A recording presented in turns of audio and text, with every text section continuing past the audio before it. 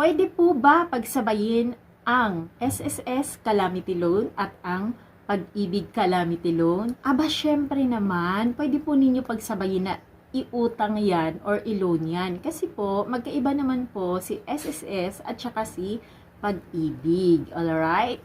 At syempre, kung bago ka dito sa akin channel, welcome back! It's me, Lizelle. Guys, thank you so much dahil pinaabot niyo na po ako ng 15,000 subscribers. Thank you everyone and God bless. Naku, huwag kayong ma-confuse ha. Huwag kayong ma-confuse, huwag kayong mag-worry dahil pwedeng-pwede ninyong pagsabayin yan. Kaya hala, sige, pagsabayin nyo na, mag-loan na kayo hanggat may calamity loan pa tayo. At ngayong gabi ay pag-uusapan natin ay tungkol pa din sa calamity loan. Mag-a-update lang ako sa inyo regarding sa mga nakasama sana ideklara as under state of calamity. Kasi 'di ba nung July 23, yun yung unang labas ng mga listahan which is nag-update agad ako sa inyo. At ngayon naman ay July 25, may bago na ulit listahan. Sabi ko nga sa inyo ay talagang madadagdagan talaga yung listahan ng mga lugar. Sa NCR muna tayo guys. Quezon City, which is nauna ko nang binanggit yon. Manila, Malabon City, Las Piñas, Marikina City, Navotas, Valenzuela City, and then Caloocan City, oy kasama kami, Muntinlupa City. And then sa Region 1, sa Ilocos Region naman po tayo, Pangasinan, Dagupan City, Malasiki, Calasiao, Umingan, Santa Barbara, Mangaldan, Mangatarem, San Carlos City, Binmali, Bayambang, whole province daw ng La Union, Bauang. And then sa R3, sa Central Luzon, Bataan, and then Bulacan.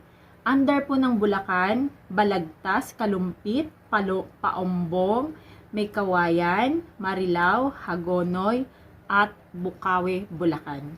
And then sa Tarlac, Panique, Moncada, Tamiling, Pampanga, whole province ng Pampanga, Minalin. And then sa R4A tayo, Region 4A, sa Calabarzon. So, Batangas, under Batangas, Agoncillo, San Luis, Tingloy, Tanawan, and then Cavite, whole province ng Cavite, Dasmariñas City, and then Rizal, whole province daw ng Rizal, Cainta, San Mateo, Rodriguez Montalban, Taytay.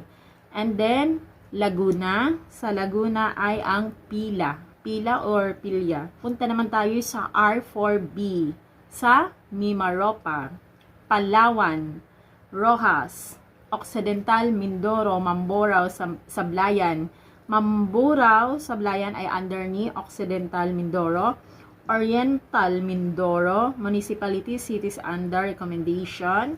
Calapan, Baco, Nauhan, Victoria, Bansod, Pinamalayan. And then, let's proceed naman tayo sa R6.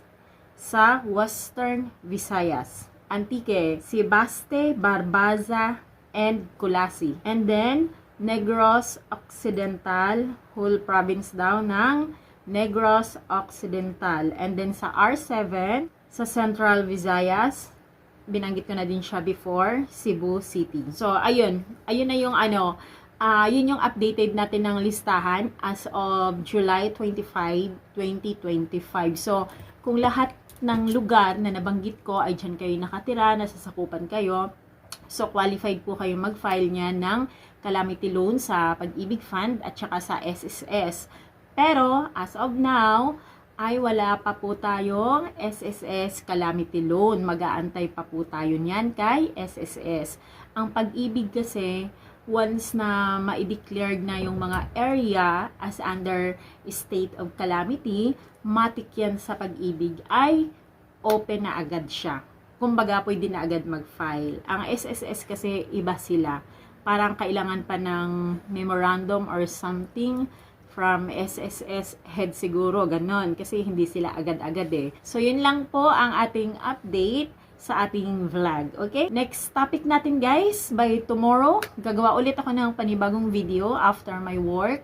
Ay magdi-discuss tayo regarding naman sa amount na makukuha ninyo sa inyong calamity loan. Okay? So, depende po yun palagi sa inyong contribution, pero For more explanation ay gagawa natin yan ng sariling video para hindi tayo magugulumihan. Alright? So again, it's me, Lizelle. Thank you everyone at salamat ulit sa inyong mga pagsasubscribe dito sa aking channel at pag-like sa aking video. And then once again, ingat po ang lahat and God bless. Bye-bye!